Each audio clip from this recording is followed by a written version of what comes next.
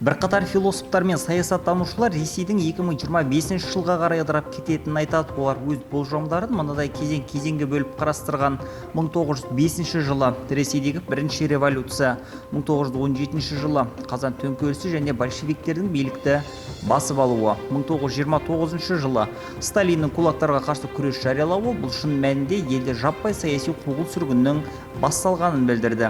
1941 жылы Ұлы Отан соғысының басталуы, 1953 жылы Сталиннің өлімі және саясаттағы үлкен өзгерістер. 1965 жылы КОКП саяси бюро басшылығының ауысуы және Брежневтің 17 жылдық билігінің басталуы. 1977 жылы КСР жаңа конституциясының қабылдануы және армян сепаратистерінің Мәскеу метросындағы алғашқы лаңкестік әрекеттері.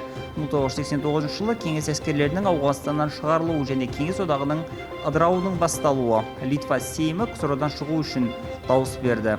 2001 жылы Ресей президенті Владимир Путиннің билік вертикалы құрылысының басталуы және Ресейде мемлекеттік қауіпсіздік комитеті мен федералдық қауіпсіздік қызметі билігінің жандануы.